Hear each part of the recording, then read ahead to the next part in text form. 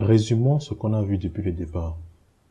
Tout d'abord, on a vu qu'il était important de consacrer ses finances à Dieu. Par la suite, on a vu qu'il était important de planifier ses dépenses.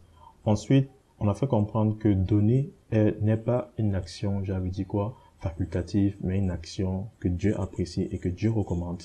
Et on a terminé en parlant de l'investissement et de l'épargne. Dans la vidéo d'aujourd'hui, on va parler de l'endettement. Comment toi, tu peux sortir de la dette? Comment toi, tu peux commencer à voir le bout du rouleau et atteindre le jour zéro dette? Allez, c'est parti.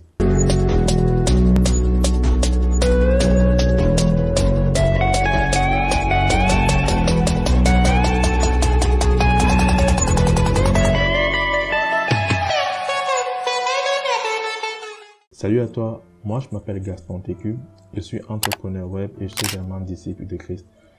Sur cette chaîne, on parle de business, on parle d'argent, on parle également de foi chrétienne. Très souvent, on croit que les deux ne sont pas ensemble. Et dans le cas de cette série, on parle de comment gérer ses finances à la manière qui plaise à Dieu.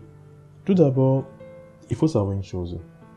Le nombre de personnes endettées ne fait que croître au fur et à mesure, le nombre de jour en jour. Et les nouveaux, je vais dire quoi, forfaits que nous offre la vie de nos jours, nous aident pas tellement. Dans le sens où quoi, de nos jours, on dit qu'achète ceci à crédit, paye en tranches et autres. Ça ne nous aide pas réellement. Ça fait que ça nous pousse dans davantage de dettes et autres. Est-ce que tu savais même que 56% des divorces étaient causés par des problèmes financiers? Donc, beaucoup de gens se marient, par la suite divorcent parce qu'ils ont plus des problèmes financiers qu'autre que l'infidélité. L'argent est ce qui sépare les gens. Soit dans les mariages, soit dans les amitiés. Quelqu'un me disait un jour, il y a trois choses qui séparent les gens. Il y a l'argent, il y a les femmes, il y a les dettes. Quand tu as des problèmes avec quelqu'un sur un des trois là, il est fort probable que votre relation s'arrête. Bien fort probable. Moi, j'ai eu la grâce d'avoir eu des problèmes avec personne, mais c'est pas toujours bien passé. Il y en a certains que c'est bien passé, d'autres non. Mais c'est pour te dire que c'est assez délicat. Et j'ai envie de dire, quand tu es endetté, ça te stresse. Je crois qu'on a besoin d'une révélation pour savoir ça. La dette crée le stress, ça te fait paniquer, ça te fait réfléchir, ça te fait genre, je fais comment? Et ni toi ni moi on aime stresser. La Bible nous dit dans Romains 13:8, je vais lire de la version Parole de vie, n'ayez de dette envers personne, sinon l'amour que vous devez les uns aux autres. Celui qui aime les autres a obéi complètement à la loi. Et dans Proverbe 22, on ajoute en disant, le riche a les pauvres en son pouvoir. Ceux qui empruntent sont esclaves de leurs créanciers. C'est pour dire quoi? La Bible nous recommande d'avoir des dettes envers personne. On peut écouter ça, on va dire que bon, ça veut dire que si par exemple je veux monter une entreprise, je ne vais pas demander à des investisseurs ou bien des gens de prêter de l'argent et autres. C'est pas ce que je dis. La Bible, en fait, lorsqu'on étudie le passage dans le contexte, on se rend compte qu'il parle de dette à la consommation. Dieu ne nous recommande pas de ne pas prêter dans le cadre de nos projets. Là, on a traité ça à la précédente vidéo, épargne et investissement. Même le prêt, il faut vraiment faire attention avec comment le prêt et autres. Ça peut souvent mal finir. Ça peut être bien des problèmes, pour être franc. Et il ne nous dit pas qu'on ne doit pas prêter. Il nous fait comprendre que la dette à la consommation est un problème.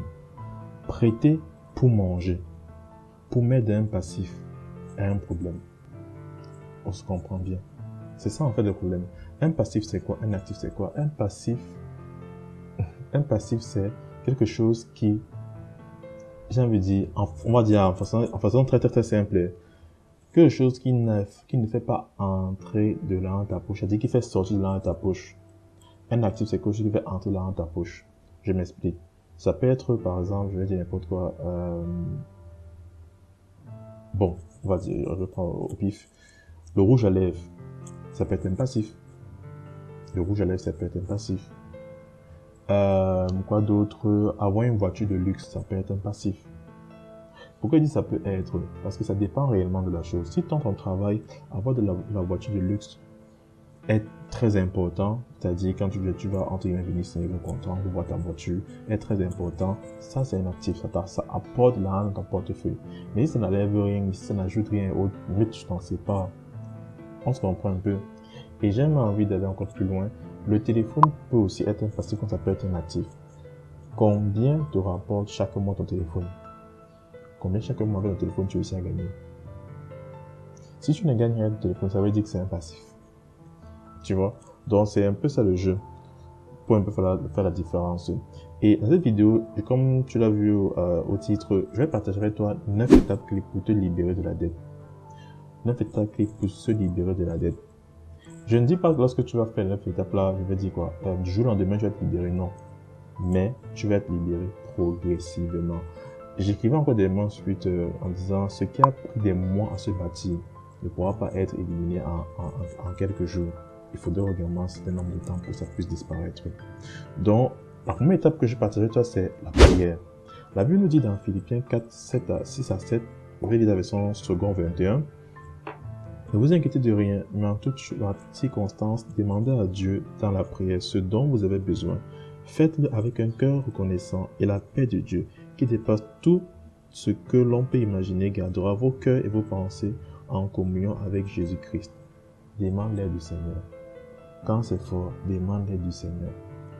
Quand ça ne va pas, Seigneur, vraiment, toi-même, ta Bible dit que tu ne veux pas qu'on soit dans l'endettement. Parce que lorsqu'on est endetté, on se met sur le joug de quelqu'un d'autre. Proverbe 22 nous l'a dit. Celui qui emprunte est esclave de celui qui a prêté. Dieu ne veut pas que nous soyons sous l'esclavage. Il veut que nous soyons libres. Donc, parce que Dieu veut que nous soyons libres, demande-lui de t'aider. Prends la paix du Seigneur vraiment. Je me suis mis dans les problèmes. S'il te plaît, aide-moi à en sortir. Je t'assure, progressivement, tu vas aussi en sortir. Le deuxième point que je voulais partager avec toi, c'est développer un état d'esprit libéré de tout désir de dette. En fait, il s'agit de prendre une décision de ne plus s'endetter à nouveau. Vraiment, de ne plus s'endetter à nouveau. Moi, dernièrement, je devais faire quelque chose. Je devais faire une sortie avec quelqu'un par rapport à un projet, à un projet autre. Et là, en fait, pour la sortie, là, naturellement, on devait aller quelque part, on avait besoin de fonds et tout ça.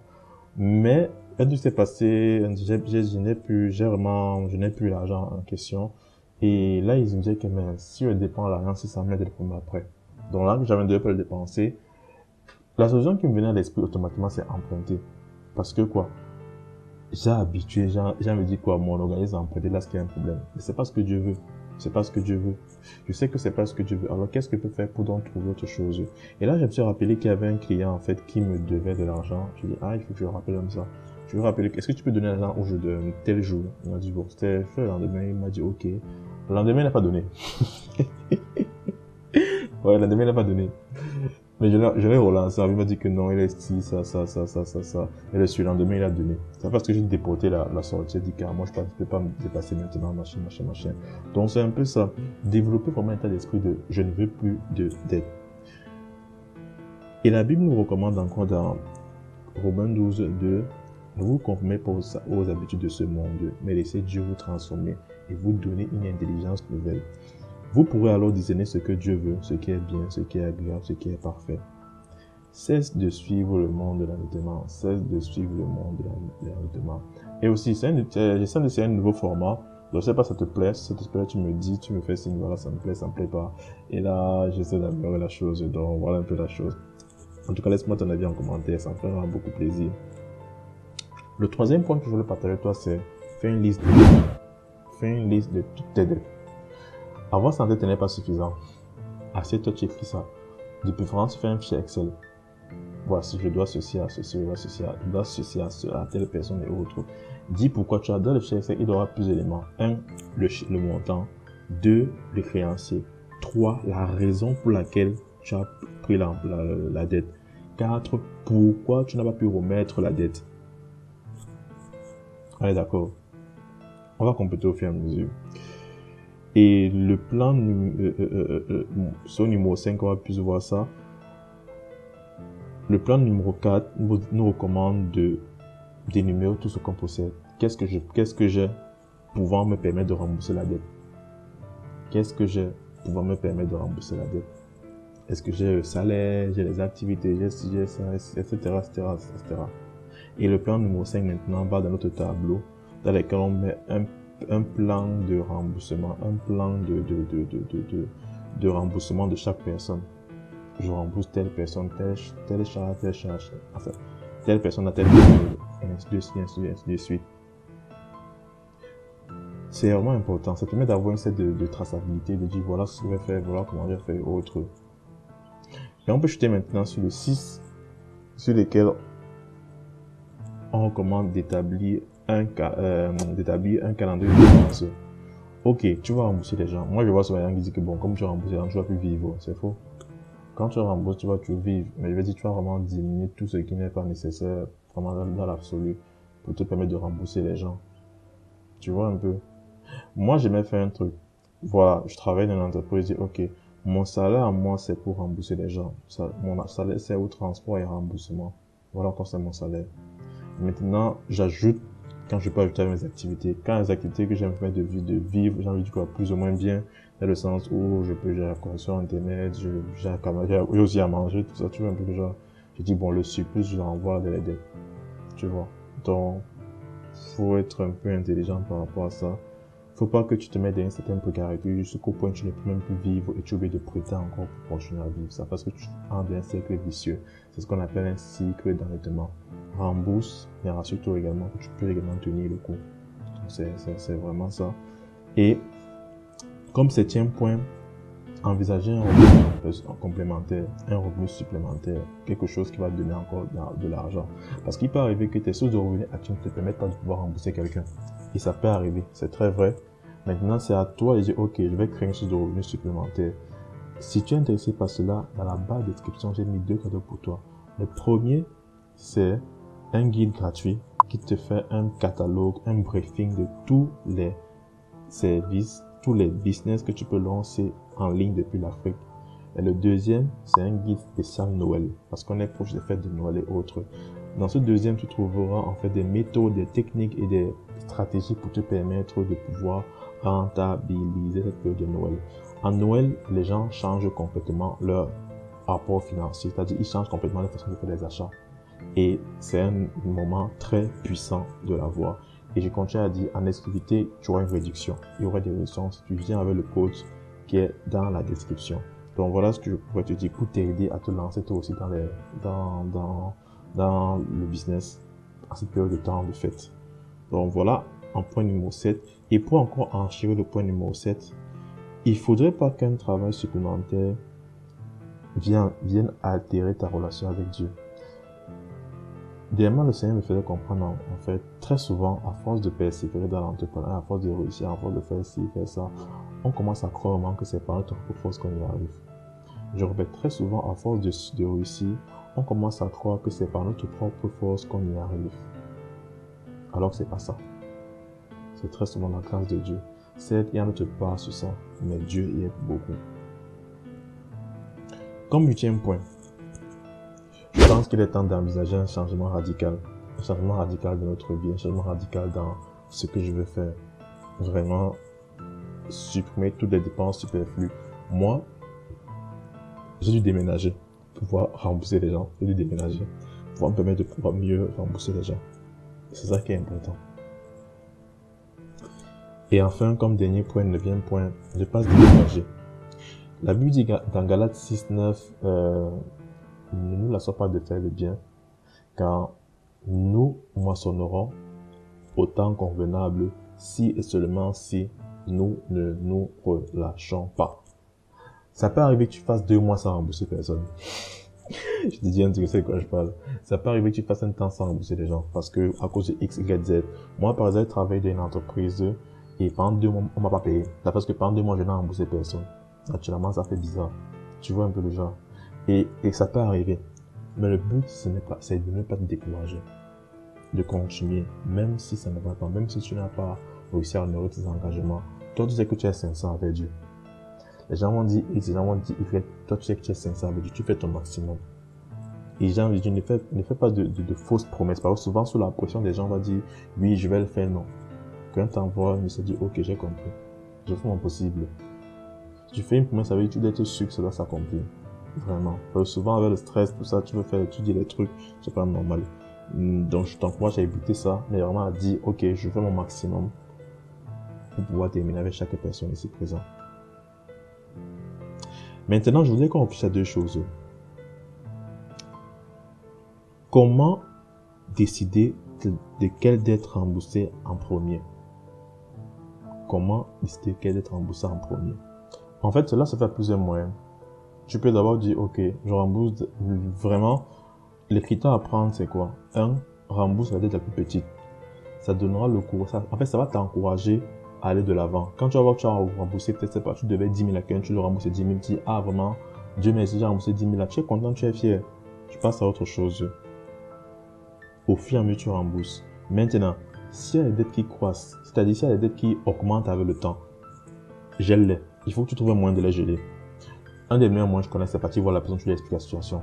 Vraiment, j'ai eu tel problème, tel problème. Je voudrais que la dette arrête d'augmenter. Ça a l'air bête, mais vraiment, tu ne peux pas dire ça à la personne. Tu t'engages à rembourser. Tu dis seulement que je ne veux plus que on fixe un montant que je dois te rembourser. Et après, voilà, basta. Et vraiment, c'est ce que je peux te dire de faire. Mais là, si c'est la banque et autres, là, je sais pas comment tu vas gérer. Tu vas essayer de te débrouiller seul un peu. Mais en tout cas, tu vas gérer. Mais vraiment, si c'est une personne que tu connais, c'est mieux d'aller voir la personne et discuter. Vous êtes des êtres humains, donc, et souvent, on a tendance à exagérer la réaction que les autres auront. C'est un peu ça. Là, c'est la première question. La seconde question est ceci. Comment établir un plan de remboursement? En fait, ce que je recommande toujours, c'est d'avoir un pourcentage que tu vas remettre à la fin de chaque mois. Si par exemple tu gagnes, je vais dire quoi, bon, je ne veux pas parler des détails, mais tu peux dire, voilà, je prends 40% de mes revenus, je donne ça, je rembourse à la personne. 10% porte à Dieu, 50% de vivre avec. Et les superflus que tu as, tu peux avoir les bonus et autres. Un truc, c'est les primes et autres. Tu peux dire, ok, sur la prime, je prends aussi, je vais dire n'importe quoi, 60%, je donne à la personne pour rembourser. Ainsi de suite, ainsi de suite, ainsi de suite, ainsi de suite. Et je t'assure qu'avec le temps, avec des petits efforts quotidiens, ça va radicalement changer la situation. La Bible nous dit dans Marc 10, 27, Jésus les regarda et leur dit, aux hommes c'est impossible, mais non à Dieu, car tout est possible à Dieu. Vraiment, ça peut arriver que ce soit un peu difficile, ça peut arriver que ce soit un peu compliqué, mais rien n'est impossible à Dieu. Et Dieu est capable de faire des choses incroyables dans ta vie.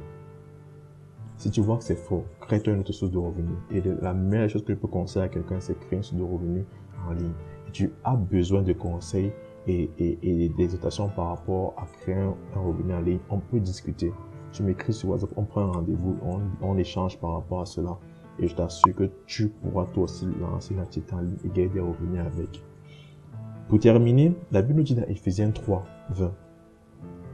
À celui qui, par la puissance qui agit en nous, peut réaliser bien au-delà de tout ce que nous demandons ou même pensons.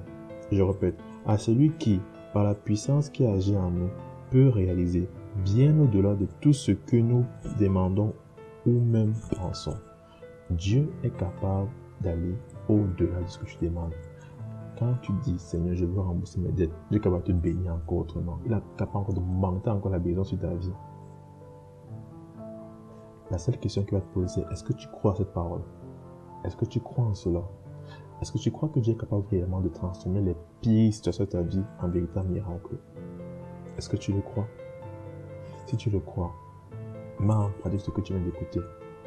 Partage-le à quelqu'un qui... On ne sait pas souvent quelle est dette. Souvent, moi, par exemple, ma mère m'a dit un jour qu'elle a fait 3 ans avec des de 1 million.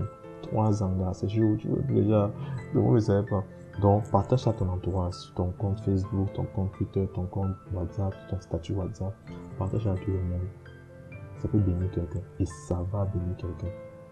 Donc, si tu as aimé, dis-moi ce que tu as appris à commenter. Qu'est-ce que tu as appris cette vidéo? Laisse-le-moi en commentaire. Laisse un pouce bleu, ça aide vachement la chaîne. Et abonne-toi si ce n'est pas encore fait. Si tu as besoin d'aide, de conseils dans le business en ligne pour te lancer, que tu sois étudiant ou bien salarié ou bien c'est pas chômeur, bon, chercheur d'emploi, vraiment, écris-moi sur mon WhatsApp et je te donnerai plus d'informations, plus de détails, comment tu pourras te lancer toi aussi. Sur ce, on se dit dans la semaine prochaine et sois béni dans le nom de Jésus. Allez, ciao.